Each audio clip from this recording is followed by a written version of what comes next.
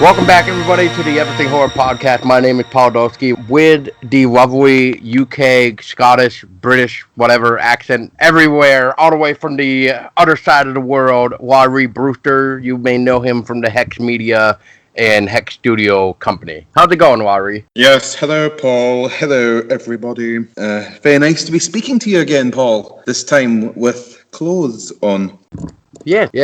I hear that. And so what's new with you, Lawrie? You got you had a couple titles under your belt and everything else. So how's everything going? Yeah, thanks for asking, Paul. Things are going really well. We have our Kickstarter for For We Are Many, and it's amazing that the campaign for that anthology horror film is already at about 94% in just 6 days, or 5 days even. So we're all really proud of all our supporters so far and of the great work that people have done to make the campaign a success. So hopefully in the 24 days we have left, we'll get that final 5%. Otherwise, that would suck after such a good start.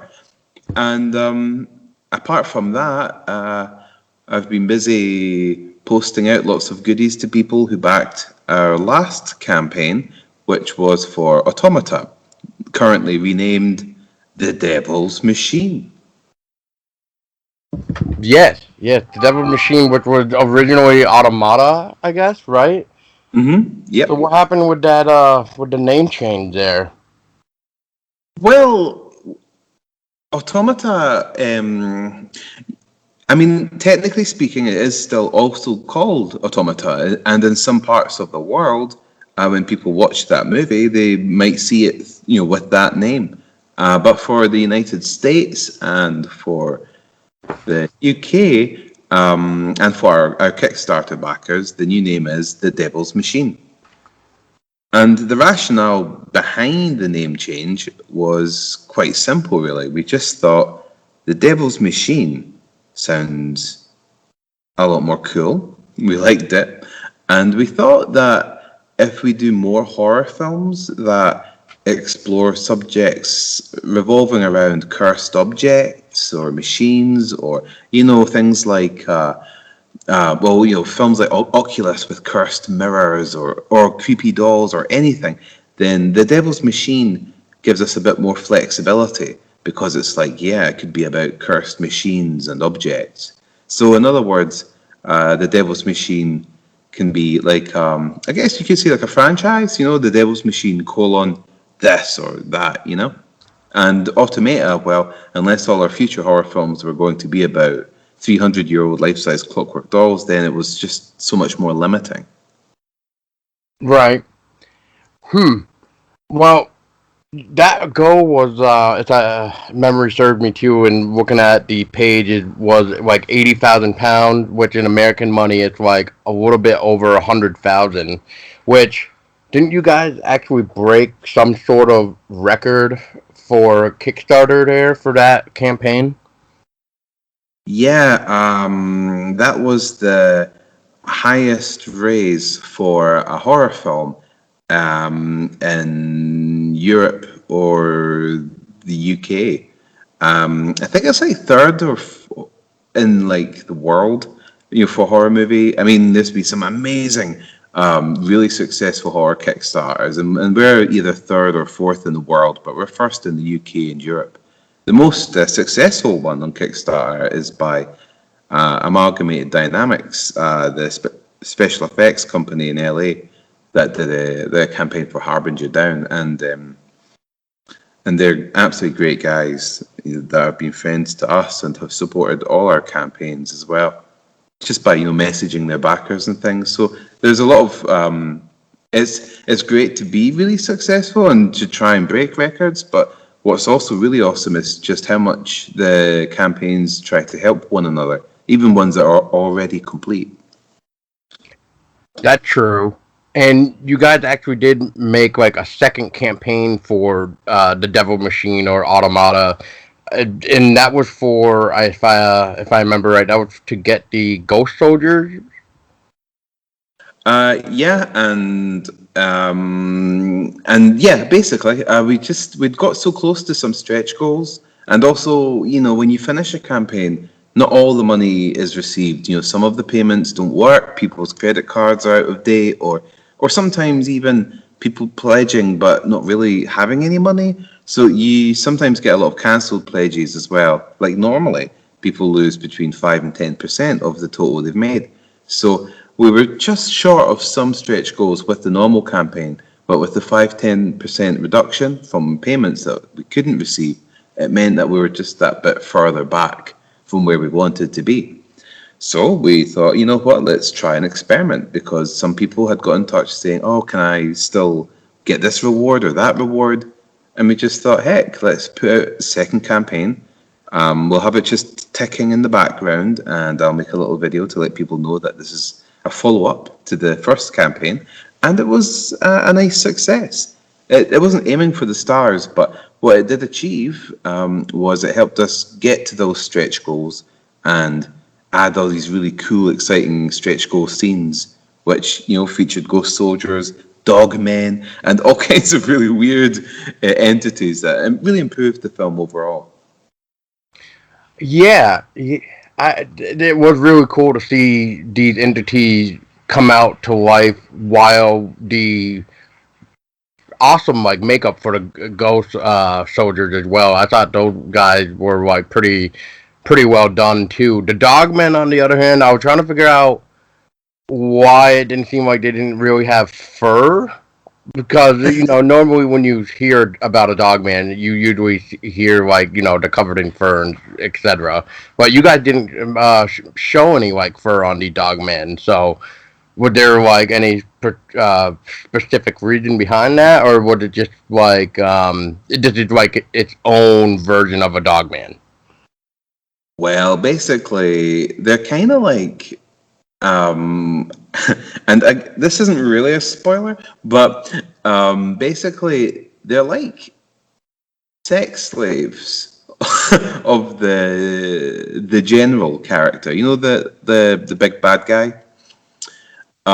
So it's all kind of metaphorical. So when he talks about his hunting hounds, they're almost like these kind of like masochistic sex slave type creatures or spirits that he just has power over. So, in other words, they were metaphorical dogmen as opposed to actual anthropologically dog-headed creatures. So that's why they were like guys. Basically, they were basically like naked guys with dog sex masks chasing you in the night, which has always been a fantasy of yours as well, Paul, from what I understand. Yes. Yeah, that is definitely one of my fantasies for sure. um, so so Automata, how did the story come to be? Because this was written by Sarah, correct? Yeah, and I mean the thing is, the Devil's Machine slash Automata is available on our Kickstarter right now on 4 Many, so people can still pledge for that film. And wow, when we were coming up with the idea, sometimes the ideas, they just come at you little ones from different directions, and then you have that eureka moment when you combine the different inspirations you have. And one of the first things that inspired us might sound quite superficial on first glance, but we were watching a horror film called Gothic, directed by Ken Russell.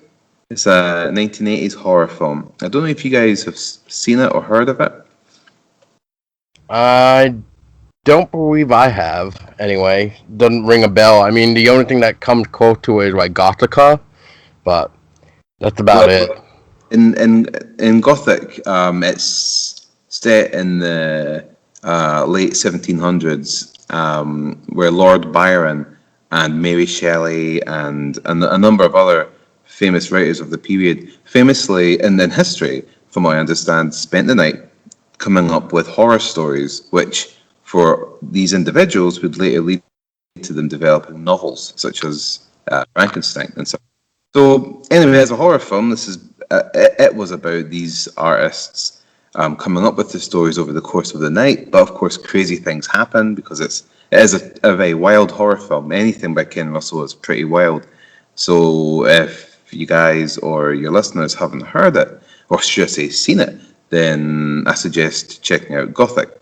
So when we were watching it, there's various villains and nightmares that appear in the house over the course of the night, attacking these characters. And one of them was an automaton, basically a life-size clockwork doll, which is something that was very popular in that period. And it doesn't have a huge scene. It's only a very short scene where it's kind of dancing and being kind of slightly absurd, to be honest, in the film. But we watched it and we thought, like, something like, holy shit, what's that? Is that like a doll, a clockwork doll? And, we started to research it, and then we were amazed that for all the horror films that there have been about dolls, that there hasn't been any about the clockwork automatons, which were a very particular type of doll that was popular during the 1700s. And so we thought, geez, we need to make a horror movie about that. So there was that.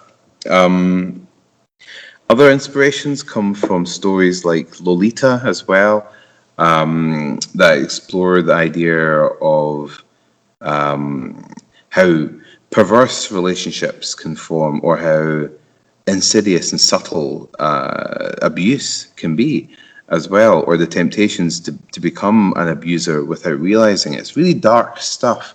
So there was all the psychological stuff that was interesting us.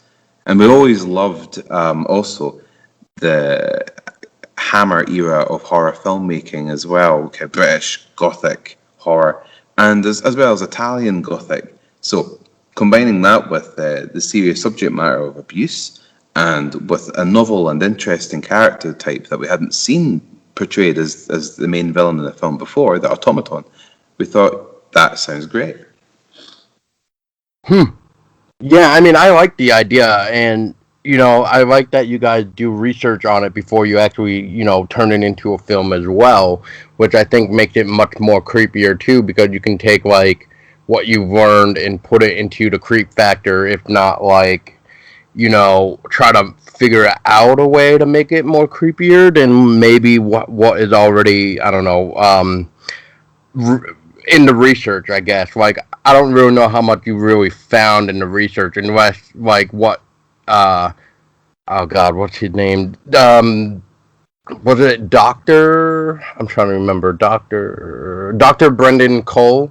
The stuff that he was reading with his daughter Rose, was that some of the like actual research stuff that you found based on it? Well, I mean, the curse of the immortal princess, or the infernal princess, is itself a creation. So that's Oh, something okay. that I designed and wrote. And when we do that for our films, we often write an enormous amount of material about the history of these curses and supernatural events that have transcended over the centuries to affect people in the present. So there was a lot of material that we were able to draw on for characters like Brendan, for doing his investigation. And funnily enough, sounds like another plug. Oh, it segues into a plug. We have one of our most popular rewards on the Kickstarter at the moment is actually a book of horror stories, and it includes a novella that tracks the history of the immortal princess. So it's a big story. And we have another book as well, which is a collection of diary entries, letters of correspondence, and all this kind of like authentic style material that is supposed to be written by the characters that you see featured in the film in the 1700s, as well as others. So this whole mythos type stuff is something that we're really into. And The Devil's Machine, compared to our other films, is probably the most immersed in that. Fair enough. Now, how did you guys go about with the casting of finding like some of the, I'm gonna say, freshly the fresh faces that we haven't seen in any of your really previous films? I noticed there was a few that came back from like the Black Gloves, and then you got Jamie Scott Gordon, who I think been in all your films. Um, so yeah. So how did the other cast members get casted? Like, who found them to be casted and to find the right character to match the person? Well, as you say, and you're quite right, we do have almost repertory theatre company style approach to casting, where we do use our favourite actors time and time again. It's quite a good way to try and grow as well, and to challenge one another to grow as well, which working together gives you that perspective. With, of course, new blood, which you always do need with every project you do. It is an interesting challenge, who to cast. So we have, for example, in the role of the general, the actor Jonathan Hansler, and I think he did, and I hope you'd agree, he did an amazing job playing the villainous bad guy, quite a perverse character. And I'd seen him before in a horror film directed by Sean Hogan called The Devil's Business, and also a slasher film called Axed, where he plays a middle-class father that decides to try and hunt down his own family because he's been fired. So he was just an amazing actor. He's kind of, in my mind, the closest to a British Sam Neill, whom I can actually afford. So he was a welcome discovery. And Serich was more responsible for the casting of Victoria May, who plays Rose, and she did a brilliant job there as well. Most of the time, actors we cast will be people we'll know, maybe not intimately, but we'll have some connection with them, and so we'll get an idea of, for example, whether the project would be appropriate for them. But Victoria, when she was cast as Rose, that was a fresh audition. That was put out to hundreds of girls, and she just did the best job. And recently she won an award for her acting in The Devil's Machine at the Unrestricted View Film Festival in London. So yeah, she will go places.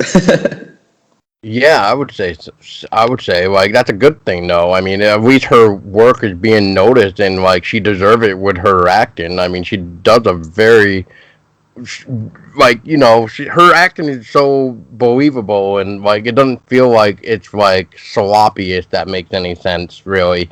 Mhm.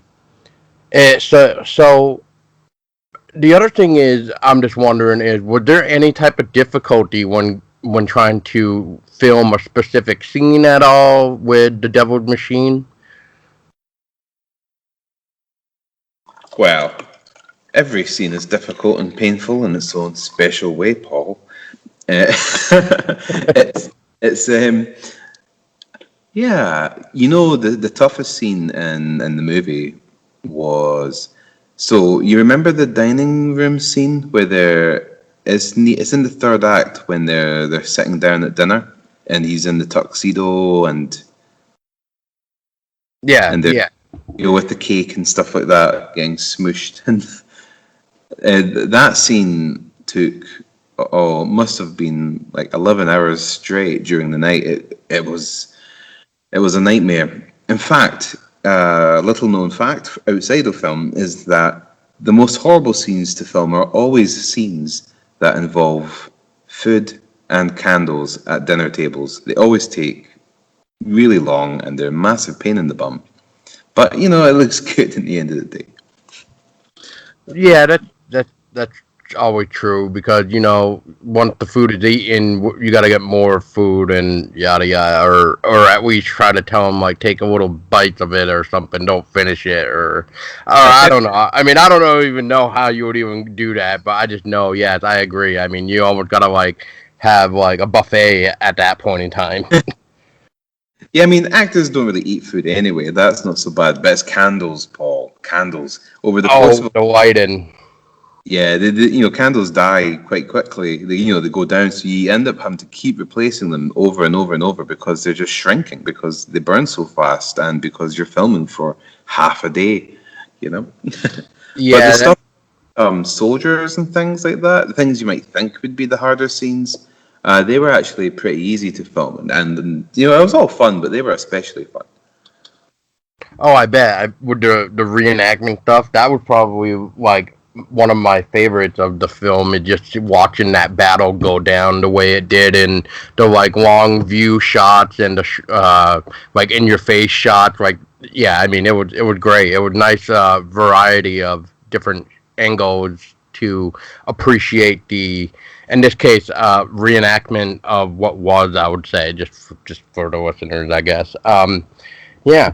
Now, what I find cool too is like your brother, as I remember right, Michael. He actually made like a little model of the house just for the scene of the house burning, which that looked incredible, by the way. So, how long did it actually take him to build that? And did I'm trying to remember? Did you have to use real fire, or did you just kind of add it into the background? Well, Paul, I mean, Michael worked very passionately on that model for 12 years. And so burning it down in 21 seconds, I felt bad for him. But, no, Right. he didn't spend 12 years, don't worry. He spent, it's funny, often when I give Michael these kinds of horrible, long, and torturous jobs, I never really see him doing them. He suffers in silence. He goes into another room, the door closes, and then eventually he emerges from the darkness, sometimes days, sometimes weeks from then, with the finished article. And it was a bit like that with the house. Now, I'm glad you like the effect. I would say that we have a lot to learn with the use of miniatures, which is something that we're really fascinated by and we want to do more of. And that was kind of, so we did burn down the model, but what I wish I would have done and what I would do in future is just working with different cameras and much more different kinds of frame rates as well, and just learning all these things so that they can look even better. But I can certainly say that, like any guy, we all love models, little model houses, model tanks, model planes, and the idea of being able to use those, sometimes in conjunction with digital effects, but most often just with practical effects, it could be a really fun prospect. Yeah, yeah. I mean, it's all part of the learning experience. Just like me, I'm learning with what I'm even doing, so it's great. I mean, it always I guess fascinates me when people got to use like a model and the way they shoot it, or have that specific angle like you were just talking about with using different type of cameras angles when the imagination can run wild when it comes to models because you can do so much with the models and to make it more I guess realistic too. In this case, I mean I like the scene that played with some of the stories, which is all I'm going to say. I don't want to really go into more detail, but yeah, it was great to see it, and Michael did a great job on the model for what shots we could see of it. But I just felt like too, like maybe in what you were saying, like it's just one of those learning things where it's just like, oh, okay, like this is cool with the model. Like I can tell it's a like now that I know it's a model, it's just like, yeah, I can see the model. So I mean, but like you said, it's a learning experience for down the road. So I can't wait to see what else you can do with like models and stuff to make it maybe even more realistic with the different cameras and everything else.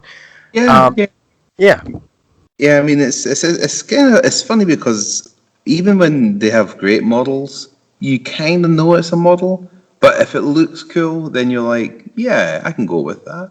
yeah, Um, exactly. but it's funny with CGI because we watch Hollywood blockbusters where skyscrapers are collapsing.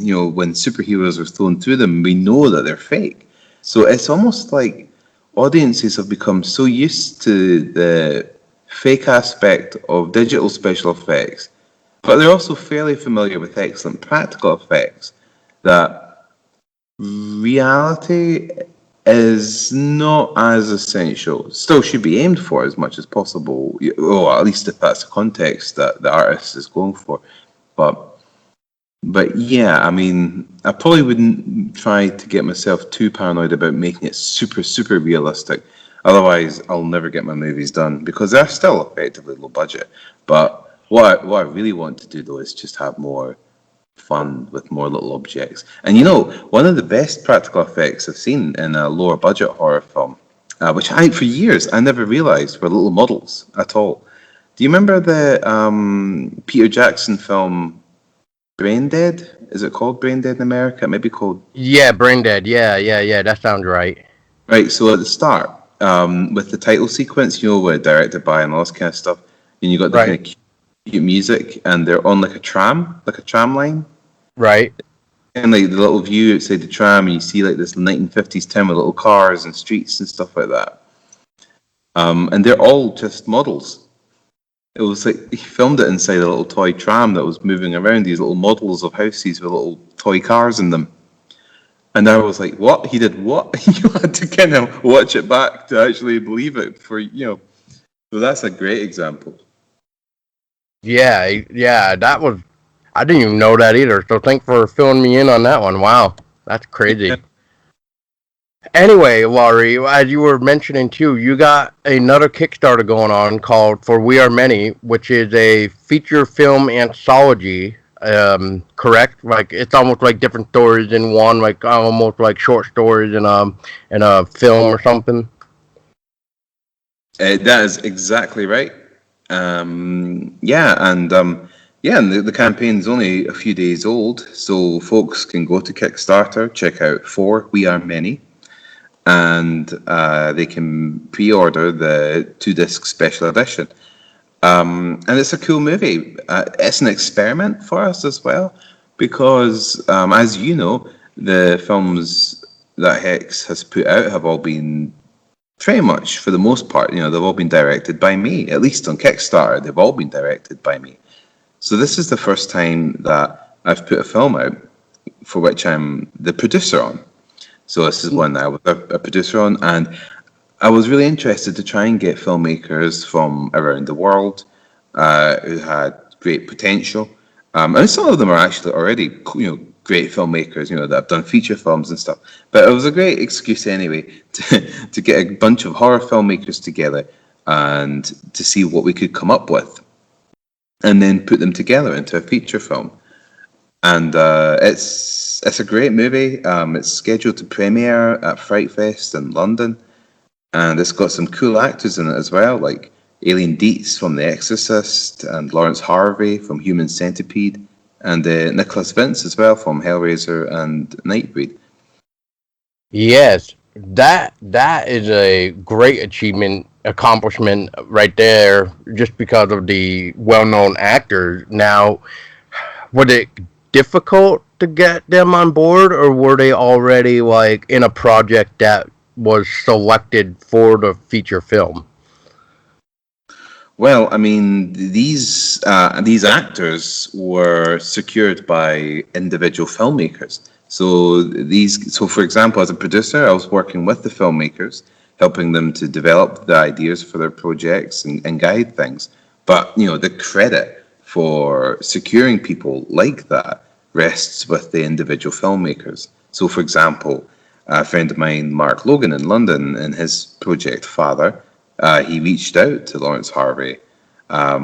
Same with Mathan Harris as well, who got Alien Dietz. And it was myself that got Nicholas Vince, although he was also in a film by Paddy Murphy as well.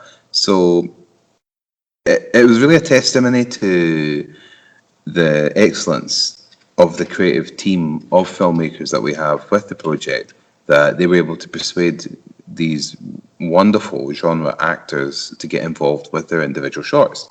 And of course, whenever they did, I was like, great, that's brilliant news, because it does make it easier to get people excited about the film, the overall film, that we're trying to make a success.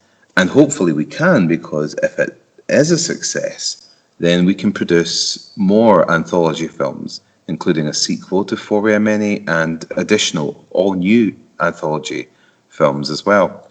Because it's a lot of fun, I'm very passionate about anthology feature films, and it's the kind of project that I can also do on the side whilst developing my own film that I'm directing, that I can try and create opportunities for other artists as well. Yeah, I like the idea that you're actually reaching out to try to find more indie filmmakers to help get their work out there. Like, one example I can give, because I've seen it on Kickstarter too, and they just actually announced it that they were part of you guys, filmed anyway, for We Are Many, is the creature feature short film called Creek. I thought that was really cool that you guys chose that one. And, the creature effect on that is just phenomenal looking. And I just can't wait to actually see the short film of that for when I watch For We Are Many. And you remember which one I'm talking about though, right, Lawrie? The Creek one. Yes, absolutely. And well, the way it worked was, so for example, before that short went on Kickstarter, it had already been developed with us, and we would encourage the filmmakers to try and do anything they can to try and make their own short films. So some of them chose to go on Kickstarter. And so Creek, which is an excellent short film segment in For We Are Many, is directed by a good friend of mine, Keith Robson, and the thing is, all the films are different, and I suppose I should say this as well. Actually, For We Are Many explores the subject of demons and ancient creatures. There might be demons from different religions from around the world, or mythologies, or there might even be a cosmological horror, kind of Lovecraftian element. And we have about 14 segments. I think it says 13, but we've got a secret 14. That's an exclusive for you. But they all explore these creatures and demons in different ways. So, for example, for Keith, he loves his practical effects. So he actually built his own costume for this hideous creature, the swamp monster. And other filmmakers would maybe have more psychological, kind of like creepy kind of characters. And it's that mix between like violent practical effects and psychological creepiness that makes it such an entertaining watch, because every film is so different and fast paced that you really get a very exciting experience with lots of different things coming at you watching it. Very cool. Very cool. Well, I will say, like Rory was just saying, since your campaign is a couple days old, it's not even like, almost nearly completely done. But for those listening right now, as of the recording, there's about 25 days left. They are at 29,589 of their 31,255 goals. So they're like literally close to getting this thing funded. And I think it was like what, the first 24 hours you guys were like almost funded anyway or something, or very close, or maybe it was maybe the first 48 hours. But it was crazy watching that, because I thought you guys would already be in stretch gold by now, to be honest. Well, the thing is, I mean, Kickstarters all follow the same kind of trajectory for film, anyway, most often.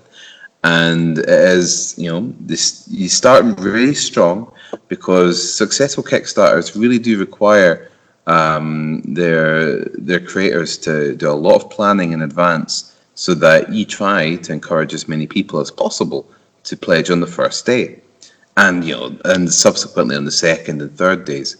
And in general, Tuesdays, Wednesdays, Thursdays are the most successful days, and the drop off is very steep, you know. Um, and then you're always fighting with your campaign to try and get the word out about your project on those 3 days again, when people are more likely to pledge and support a project. So yeah, I'll be just really proud and excited if we can reach our goal. And certainly if we exceed our goal, then there is the potential for stretch goals and further, enhancements to the film product as well. And it is a beautiful film product that we're selling. I mean, we have T-shirts, posters, we have copies of our other movies, and we even have Owlman plush dolls as well, which are totally epic. And our first book as well, an actual book of horror stories with creatures and monsters and beautiful artwork, which has been really popular in our campaign.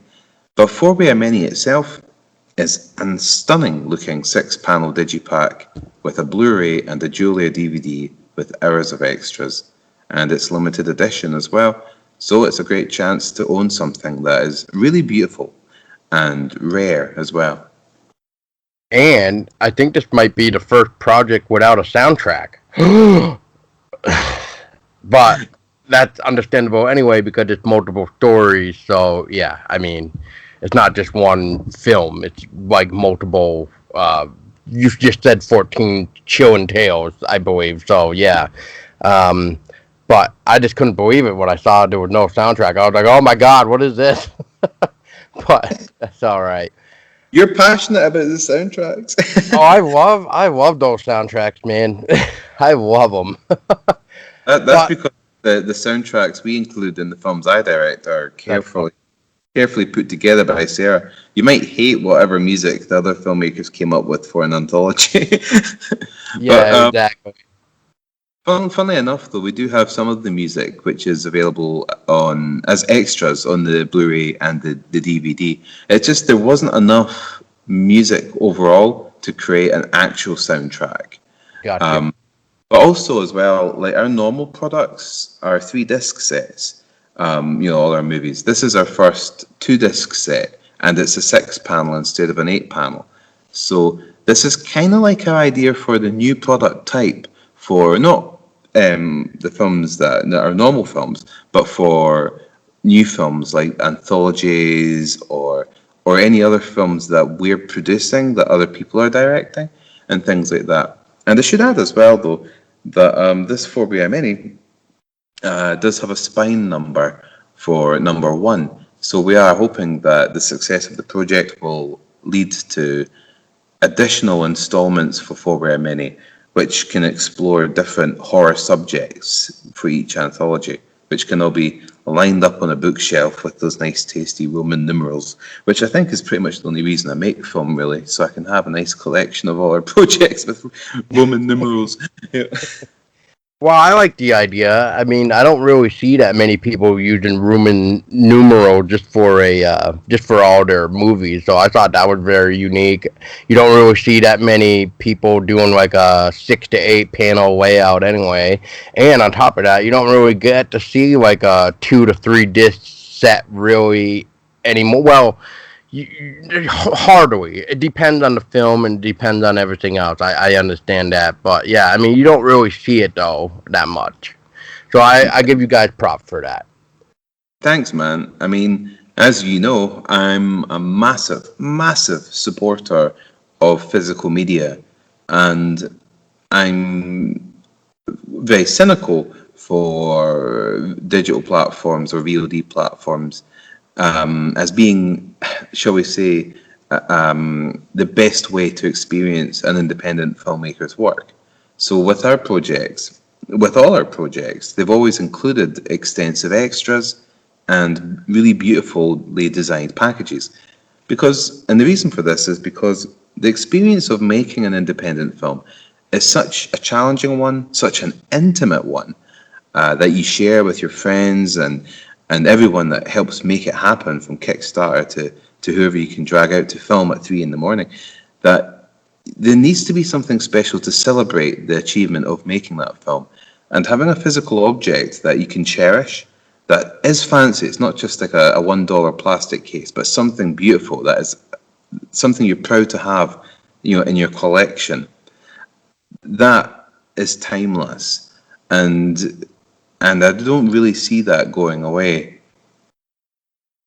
Speaking of going away, that's like I've noticed on Amazon, all your movies aren't really available anymore to watch. So, and I know last time I believe we were talking, maybe it was last interview, or maybe it was off the air or whatever. But you were mentioning something that they'll be back, or you guys are trying to cook something up for like the VOD thing because of the reason behind taking your movie down off of like Amazon. Yeah, I mean, Amazon as a digital platform is, I mean, for what it is, it's pretty great, really. You know, most filmmakers can get their content on there, and as a distributor, we've had lots of films selling there, including our own. The reason that those titles are not available right now isn't because of anything on Amazon's part. And Amazon's been great to us, really.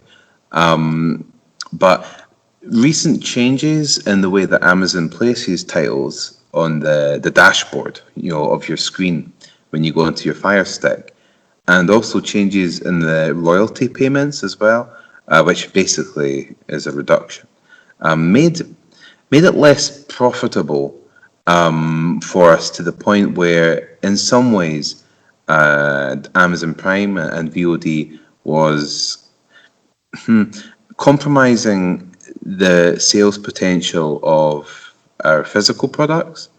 And also, we weren't always a great fan of people experiencing our films in just a VOD format, because just because of, as I said before, the films are something special, and we like people to be able to watch the film and the extras, and to really get an idea of the artists and the team behind them, because that's why people come back to support our projects on Kickstarter as well, because it's got that family aspect, that, you know, of a community that you try to build, which you can't get if you just watch the film on VOD.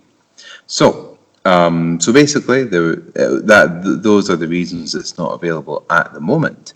However, we are going to make our titles available on a whole pile of VOD platforms with another company, and we can't say who yet or when, because that's all under wraps. But soon our films will be widely available on digital platforms. But for the meantime, it's just desirable for us to have them available on our Kickstarter, which they are available right now. You can buy any of them on 4 Mini's Kickstarter, and when the campaign's over, on our online shop at hexmedia.tv. Very cool, Lawrie. And when this does get funded for We Are Many, when do you guys have like an estimated idea of when people will be able to have their hands on the anthology themselves? I know it looks like it says an estimated date of December of this year, but do you guys have any idea at all? I mean, basically, that's our idea. Yeah, I mean, sometimes there can be delays, which would be stranger for Kickstarter not to experience than to experience. But I shouldn't think so. And I think as well, if there is any delays, I mean, it shouldn't be, but if there is, the most important thing is that they only exist for the right reasons, which is because the creators are trying to make the project as incredible as possible. I'm something of a perfectionist, and one could accuse me of this, but it's because I always want the product and the rewards to be absolutely as perfect as possible anyway. So we should meet that date, but if for any reason there was any issue, it would only ever be because we were improving something that needed to be improved or fixed. For example, I remember once we had like a delay of a few weeks because our printers managed to make a mistake in the color printing of our packages, so that they had a kind of magenta-like cast on the artwork, and it wasn't totally obvious, but it was subtle enough that it spoiled it a bit for me. And I was like, no, I'm not going to give my backers this. I'm going to demand they fix this. And so it meant that 1,000 units had to get shipped across 7 states and then reprinted and then repacked and then sent back. But it meant that people got, what I promised them, and that's the most important thing. Yes, yes. I mean, every backer deserves the trust and a great product from what they back anyway, especially if they put in like lots of money too for something to help even get it funded to begin with. So I like how you guys are handle your customers to help give us the best quality possible. So I do appreciate that, Lawrie. Oh yeah, it's so important. I mean, this is our fifth or our sixth campaign, and I've heard time and time again from backers for our campaigns that they've been burned or things haven't worked out for them, but that they've always stuck out with us because we've always delivered. And I honestly cannot imagine circumstances apart from say a tragedy like a creator is hit by a bus or something that people cannot deliver on these things. It's impossible. I would rather walk into the sea than betray the trust of hundreds or even thousands of people that allow our company to remain sustainable, principally through a crowdfunding platform producing independent genre art. And that's a special thing, a beautiful thing that can never be compromised and should never be compromised by any other Kickstarter campaign creator with their own audience.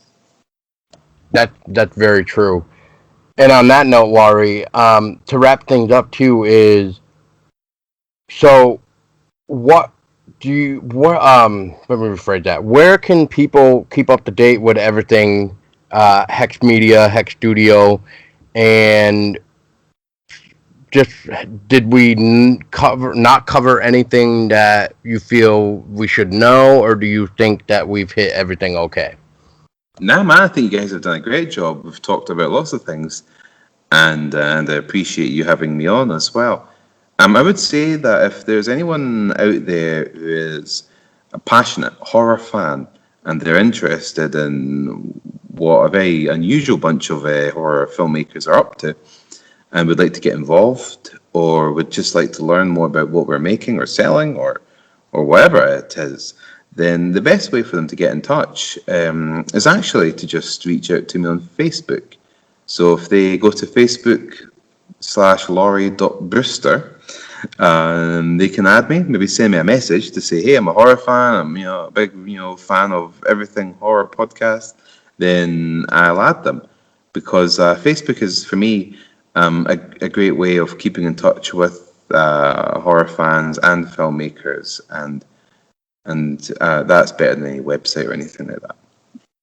Awesome. Well, fair enough, Lawrie, and I hope you guys start making some really interesting anthology, maybe like original, I should say, like if of your own, because it would be kind of cool. But this idea of For We Are Many is cool too, because we, like I said, I think earlier, we get to see other people's works come to light rather than just have them not have that distribution or that push, I guess, they need to actually have their film seen by many others. So I do appreciate that. Thank you. All right.